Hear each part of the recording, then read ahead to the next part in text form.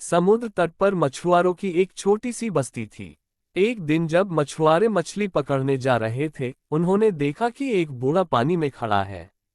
वह हाथ हिला हिलाकर कह रहा था, मत जाओ, रुक जाओ, तूफान आ रहा है, डूब जाओगे। उस बूढ़े को पहले कभी किसी ने नहीं देखा था। अधिकतर मछुआरों ने समझा शायद कोई पागल भटककर इधर आ गया है। वे अपनी नावें खेते हुए आगे चले गए।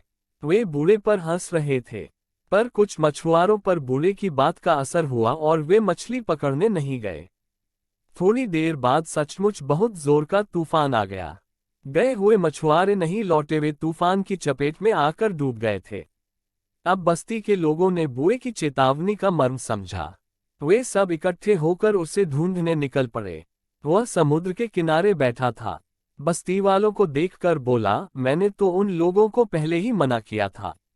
अपने से बड़े आदमी की बात पर ध्यान देना अच्छा रहता है। बूढ़े ने एक चट्टान पर झोपड़ी बना ली और वहीं रहने लगा। मछुआरों ने भी निश्चय कर लिया कि आगे से बूढ़े की हर चेतावनी मानेंगे। बूढ़े की हर भविष्यवाणी सही होती थी। वह कई दिन पहले बता देता था कि अमुक दिन इस समय तूफान आएगा। तब उस बस्ती का कोई भी मछुआरा तूफान में नहीं फंसा। जल्दी ही उसकी प्रसिद्धि दूर दूर तक फैल गई। अब तो बड़े बड़े जहाजों के कप्तान भी मौसम के बारे में उसकी सलाह लेने आने लगे। सब हैरान थे कि आखिर उसकी भविष्यवाणियां इतनी सही कैसे उतरती हैं। कुछ लोग उसकी जासूसी करने लगे कि वह कहाँ जाता है, क्या करता है, लेकिन कुछ पता नहीं चल सका। दिन भर समुद्र के किनारे बैठा रहता था।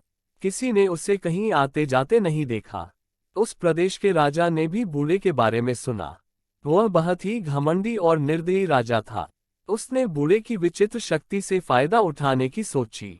उन दिनों शमी द्वीप के राजा से उसकी दुश्मनी थी। उसने सोचा शमी द्वीप पर हमला करते समय बूढ़ा बहुत काम आ सकता है। पिछले आक्रमण में हमारी नौसेना भयंकर तूफान में फंस गई थी। अगर हमले से पहले मौसम की सही सूचना मिल जाए तो हम जीत सकते हैं। बस फिर क्या था, राजा अपने साथ कुछ सैनिक लेकर चल दिया। मछुआरों की बस्ती के बाहर ही उसने पड़ाव डाल दिया। फिर एक नाविक का रूप बनाकर वह अकेला ही बूढ़े से मिलने चल पड़ा। बूढ़े को अपना परिचय देकर वह बोला, भविष्य में तुम सिर्फ मेरे कहने पर ही मौसम की भविष्यवाणी करोगे और केवल मेरे लिए करोगे। इसका मतलब यह कि आप राजा होते हुए भी राजा नहीं हैं। बूढ़े ने कहा, राजा के लिए तो उसकी प्रजा की भलाई सबसे पहली चीज होती है। आप कैसे राजा हैं? मैं आपकी आज्ञा नहीं मान सकता। बूढ़े की फटकार सुनकर राजा लज्जित हो उठा। उसे गुस्सा तो बहुत आया, पर अभी उसे बूढ़े का रहस्य जानना था। वह खून का घूंट पीकर रह गया। बोला, अच्छा एक बात बताओ, तुम्हें ये खबरें कौन देता है? मेरे कुछ दोस्त। राजा बोला, कौन से दोस्त? राजा ने फिर पूछा, आप उन्हें नहीं देख सकते इसलिए बताना बेकार है, कहकर बूढ़ा हंसने लगा। राजा को लगा बूढ़ा उससे चिढ़ा रहा है। चिल्लाकर बोला, अगर नहीं बताओगे तो मैं तुम्हें जेल में डाल दूंगा।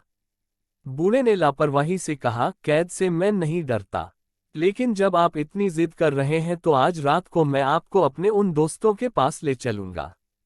रास्ता जोखिम भरा है। अगर आप संकट में फंस जाएं तो बाद में मुझे दोष न दीजिएगा। राजा ने हामी भर दी। वह किसी भी कीमत पर बूढ़े का भेद जानना चाहता था। हुई चांदनी रात में समुद्र का पानी चांदी सा चमकने लगा। बूढ़ा झोपड़ी में से लोहे के दो भारी डंडे ले आया। बोला, इन्हें मजबूती से पकड़कर मेरे पीछे पीछे आओ। सिपाहियों ने बूढ़े को कैद करना चाहा, पर बूढ़ा हर बार उनके बंधन से मछली की तरह फिसल जाता। आखिर सेनापति ने मौका पाकर अपना डंडा जोर से बूढ़े के सिर पर दे मारा। बूढ़ा बेहोश होकर गिर पड़ा। सिपाहियों ने झटपट उसे घोड़े पर बैठाकर रस्सियों से कस दिया और पड़ाव की ओर चल दिए। अभी वे थोड़ी ही दूर गए होंगे कि जोर का तूफान आ गया। ऐसे में सफर नहीं किया जा सकता था। उन लोगों ने एक पहाड़ी गुफा में डेरा डाला और तूफान थमने का इंतजार करने लगे। थोड़ी देर बाद बूढ़े को होश आ गया, लेकिन उसने बंधन से छूटने की कोई कोशिश नहीं की। उसका चेहरा पीला पड़ गया था। उस पर झुर्रियां दिखाई पड़ने लगी थीं। उसकी ओर से निश्चिंत होकर वे लोग खाने पीने की तैयारियां करने लगे। खाना पीना खाकर जब वे आराम करने लगे तब कहीं उन्हें बूढ़े का ध्यान आया। वह बेचारा उसी तरह घोड़े की पीठ पर बंधा हुआ था। बूढ़े की हालत देखकर सेनापति के पैरों तले से जमीन खिसक गई। उसका चेहरा एकदम काला हो गया था, आंखें बंद थीं। वह बहुत धीरे धीरे सांस ले रहा था। ऐसा लगता था जैसे वह पल दो पल का ही मेहमान हो। सेनापति राजा के गुस्से से भली भांति परिचित था। उसे मालूम था कि अगर बूढ़े को कुछ हो गया तो उसकी जान की खैर नहीं। उसने तुरंत एक सिपाही को राजा के पास भेज दिया, क्योंकि बूढ़े की हालत सफर करने लायक नहीं थी।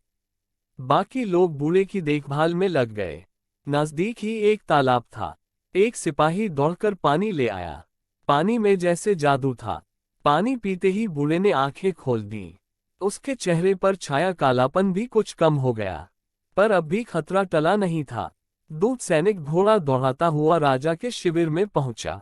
सुनते ही राजा भी घबरा गया। वह तुरंत सैनिक के साथ बूढ़े को देखने चल दिया। बूढ़े को देखते ही राजा समझ गया कि यह अधिक देर तक जीवित नहीं रहेगा। यही मौका है। अगर अब इसका रहस्य पता नहीं चला तो फिर कभी नहीं जाना जा सकेगा। उसने मीठी आवाज में कहा, देखो तुम मौत के दरवाजे पर हो। अब तो तुम्हें अपना भेद बता देना चाहिए। बूढ़ा कुछ देर चुप रहा, फिर बोला, मुझे गर्मी लग रही है। मैं पहले नहाना चाहता हूँ, उसके बाद बता दूंगा। पास में ही एक तालाब है। एक सिपाही बोला। राजा ने इशारा किया तो सिपाही बूढ़े को सहारा देकर नदी की तरफ ले चले।